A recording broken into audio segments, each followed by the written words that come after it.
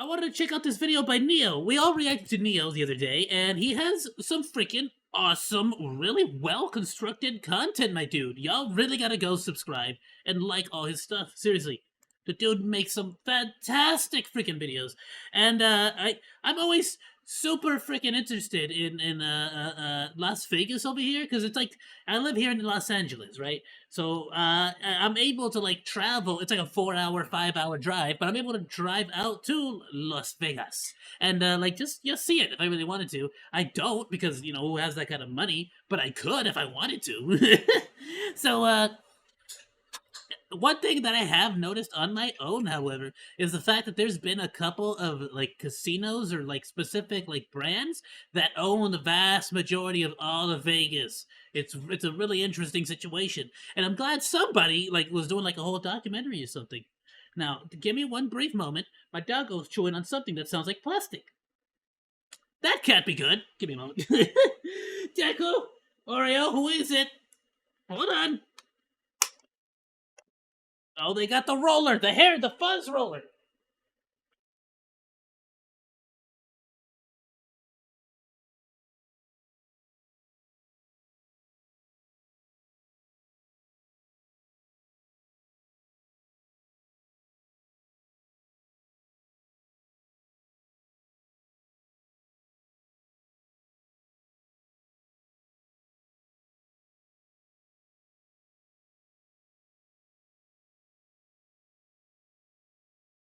Well, I need a reload on Fuzzy.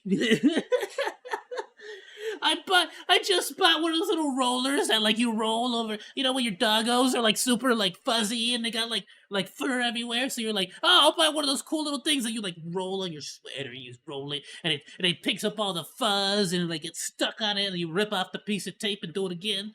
I got one of those and I was like, yeah, now all my stuff is gonna be so clean. They just ripped it. They just chewed through all the freaking rolls. I need to go buy another roll now. And now everything's full of fur. Alright, so Vegas. Battle for Las Vegas. When you visit Las Vegas, welcome people in the mod. There are countless different Flamethrower Monkey. Check us out Monday to Friday, 9 to 1. hotels and casinos competing for your attention.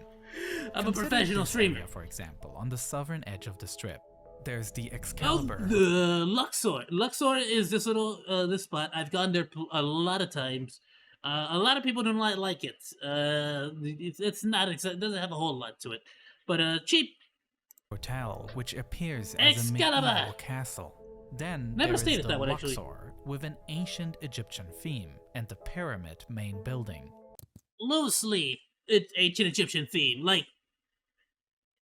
the actual building looks like this, but everything inside, like, not really. I mean, they have like a display when you first walk in. Everything else just looks like a regular hotel. Like. And there's the Mandalay Bay Resort, which focuses on opulence with its gold-colored glass facade. But anyone who chooses the Luxor Hotel and is roaming through the casino and the various shops might all of a sudden find themselves inside one of the other two casinos. Yes, they're all connected by like a bridge. We usually like just spend an entire day just walking around all of this. Like it's actually like it's a decent walk, you know? That is because all three casinos are connected by indoor walkways. You can stroll back and forth between the hotels. It has been a while. So far, my dude, welcome. Outside. Sorry, I just got that text. The whole doggo situation happened. Between the H.E.R. Hotel, formerly known as the Baileys, and the Paris Hotel, both located roughly in the middle of the Las Vegas Strip. But why do these hotels make it so easy to stroll to their competitors?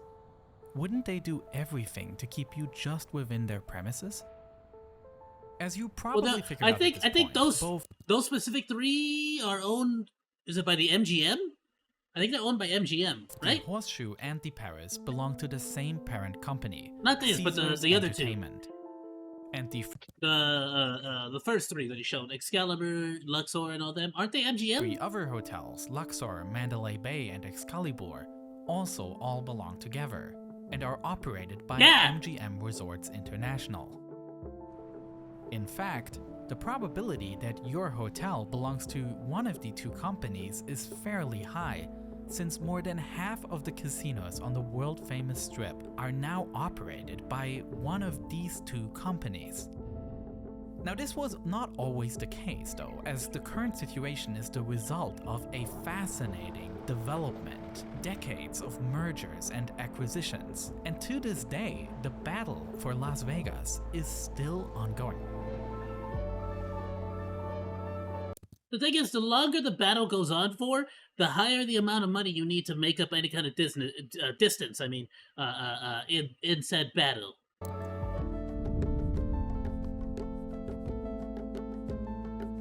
Which is pretty freaking insane, if you ask me. Let's look back at the year 1989, the year where the Mirage Hotel opened in Las Vegas. Fantasy becomes reality when the Mirage appears on the Las Vegas Strip. At this point in time, tourism growth seemed to have slowed down.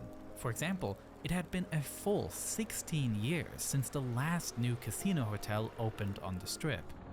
But the Mirage became an instant success. Also, due to its popular artificial volcano attraction and well, who the doesn't love hotel's that? magic show by Siegfried and Roy.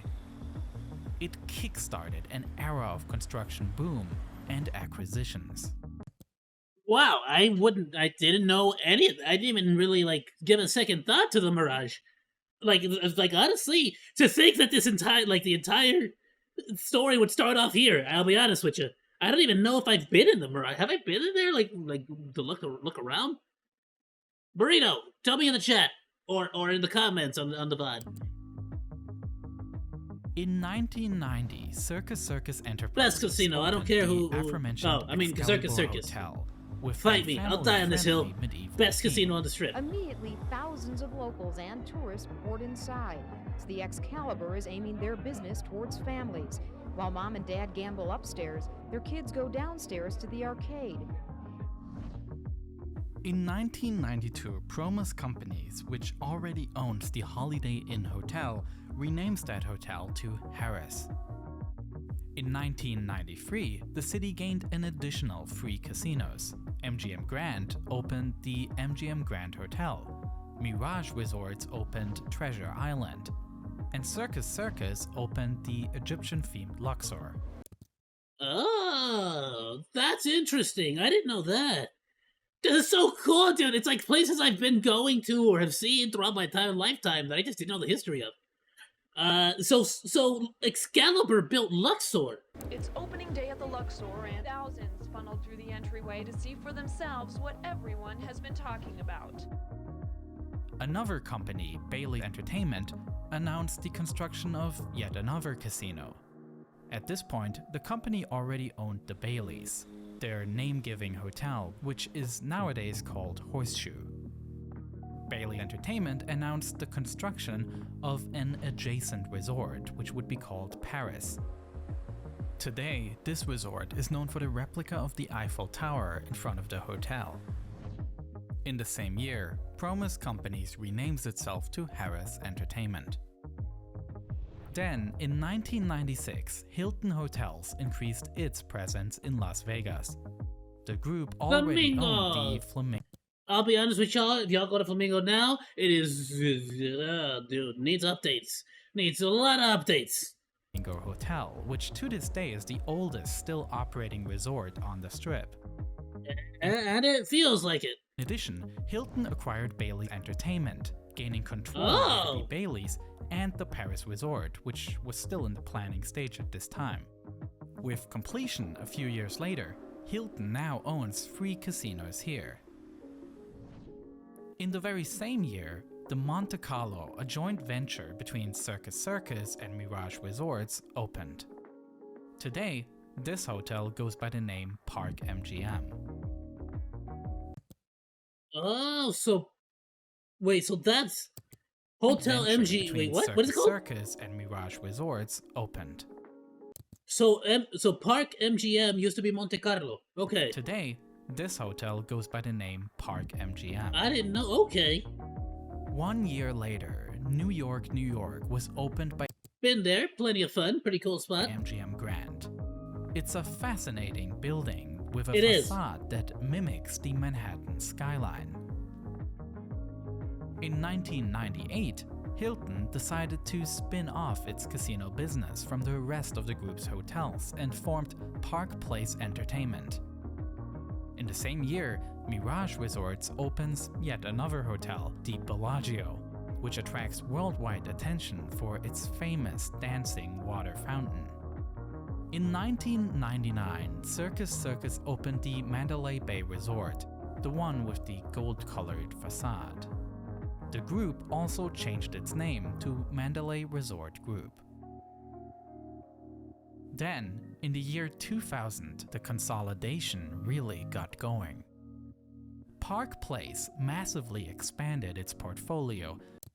So Caesars took that long to actually finally get introduced. I couldn't believe it. I can't believe it. By acquiring So the interesting. large Caesars Palace Hotel.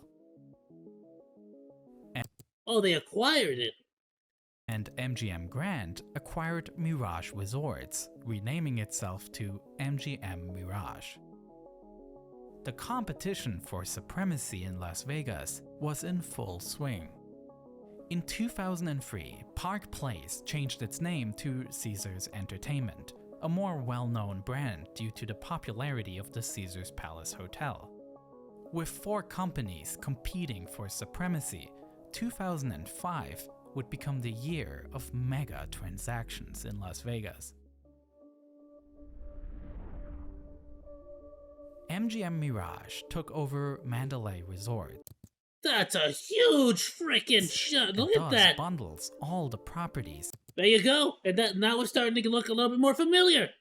in one single company.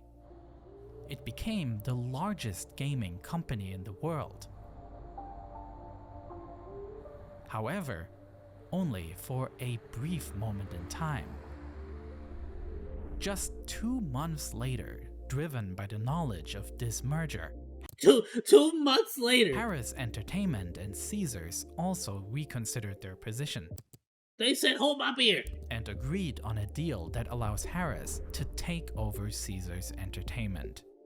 Much of the Strip was now controlled by these 2 companies. In the same year, Harris also bought the Imperial Palace, a casino that is now known as the Link. They also purchased the Barbary Coast Hotel, now known as the Cromwell. In 2009, MGM Mirage sold the Treasure Island Hotel to businessman Phil Ruffin and opened a giant new complex, the City Center, consisting of a shopping center, residential towers, Okay, I've actually been to this place. It's freaking huge and nice. Very expensive though. and various hotels. Harris Entertainment That parking spot right there in the very center, that center like mass, really nice looking place. expanded further by purchasing the Planet Hollywood Feels like you're at an Hotel, airport or and something. both companies again changed their names. Planet Hollywood, Harris okay. Entertainment reverted back to Caesars Entertainment, and MGM Mirage became MGM Resorts International. 2 giants had grown, exercising enormous control over the gambling capital. Today, all these casinos on the south end of the Strip are run by MGM, and the middle of the Strip is firmly in the hands of Caesars Entertainment.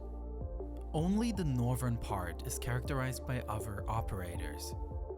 In total, of the 27 famous casinos here, 17 are operated by MGM or Caesars. Dude, people wonder why the Fallout New Vegas thing had like the different families. Like, can you imagine that? Like, it's actually way more cutthroat in real life than in the freaking game. At least there they had like 4 freaking families that like owned the freaking casino.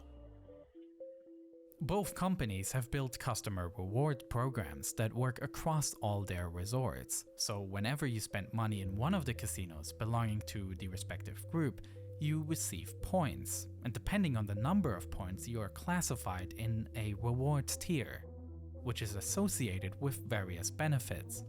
A system designed to retain customers and prevent them from going to their competitor.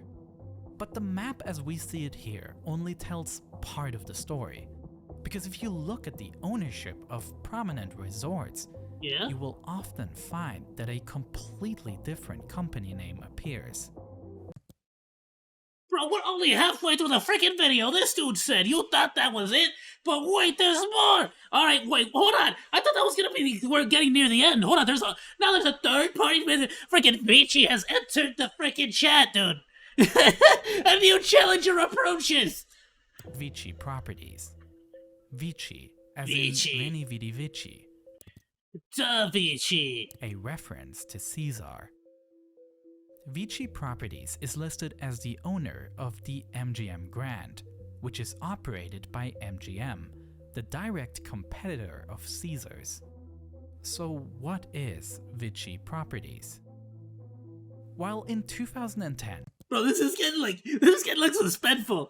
Suspenseful. This is getting suspenseful, like a detective movie. Ah, the numbers aren't adding up. Who's this other company inside the mix? Ah, MGM and feel like I'm watching Caesars Coffeezilla. appeared Ah. like strapped giants. Behind the scenes, Caesars was crumbling. Amidst all these acquisitions, Caesars Entertainment had undergone a complex transformation itself, as the investment companies Apollo Global Management and Texas Pacific Group jointly took over Caesars Entertainment and privatized the publicly traded company with a leveraged buyout. Not a leveraged buyout. This means that a large part of the takeover amount is financed by debt, with the assets of Caesars Entertainment acting as security. The Oh no, that means all their assets are being held. $30.7 For security billion purposes. deal was the fourth largest leverage buyout ever at the time. And what followed were controversial restructurings that made creditors feel betrayed, as well as large amounts of debt that had to be managed, all at a time amidst the global financial crisis of 2008 and weakened consumer behavior in the years that followed. The leveraged buyout turned into a disaster. How dare you, Apollo and TPG? Breaking overnight, Caesars Entertainment. How dare you ruin that perfectly honest and noble and totally not in any kind of way evil casino chain company? Oh, you cruel and twisted bastards. Filed for Chapter 11 bankruptcy protection. Hoping the court agrees to its plan to get out from under $18.4 billion of debt. With Caesars Entertainment Operating Company, the largest subsidiary of Caesars, put into Chapter 11 bankruptcy, the company began a more than 2-year-long process of reorganization, and a compromise between creditors and owners was being negotiated. In the end, Caesars creditors acquired approximately 2/3 of Caesars Entertainment, Goodness. while Apollo and Texas Pacific Group had to reduce their stake in Caesars Entertainment Corporation, initially to 16%, a little later, dropping out completely. The real trick, however, is that Caesars Entertainment was split into 2 completely separate companies, and this is how Vici Properties was born, a pure real estate company that would simply own the casinos. So while Vici Properties owns the land and buildings of the hotels and is less dependent on the fluctuations of the gambling business, Caesars Entertainment can focus entirely on operations and is lightened of assets. In addition, Vici Basically, if Caesars goes down, Vici's still good. Get me? Properties can benefit from a So even when the house loses, the house still wins. massive tax break due to the company being a real estate investment trust, also called REIT, which are exempt from federal income tax. A similar step also had been taken at MGM Resorts. This is how MGM Grove Properties was formed, that owns the hotels and leases them back to MGM. By selling the real estate, these operating companies can gain money which they can invest in future growth, especially important considering the changing gambling market, because while the focus of this video is on the battle over Vegas, these companies are operating nationwide. Yeah, like, you gotta think about it, my dude. Like, especially now with the invention of, like, Stake.com and stuff. gambling is going like it's no longer gonna be a freaking I guess like I don't want to say luxury, but I guess in a weird way, commodity. Like the gambling is not going to be the kind of thing where you actually have to go and like take a trip to Las Vegas to do. You get me? Like at this point now, you can just gamble on your freaking phone. You can just do it on your computer, your Xbox, your FIFA 2022. Like you can gamble anywhere you want now. Overwatch, like it's freaking awesome. So it's not. Please, kids, don't gamble. But you get what I'm trying to say here is that you don't have to make a big old plane ticket ride all the way to old Vegas with the overpriced food and gas and overpriced parking and overpriced freaking slushies. Like you don't gotta do any of that. You can just sort of do it at home now. So like they really gotta keep an eye out on that stuff. You know, I wonder how much that has affected things internationally and increasingly digital, for example in the growing sports betting business. The local gambling halls had long transformed, which is huge, by the way. A lot of the sports betting areas have gotten huge in these hotels. Major global corporations, as visible by Caesar's revenue breakdown from 2015, at the time of Chapter 11 bankruptcy, which shows that Las Vegas business only accounted for 35% of the company's revenue.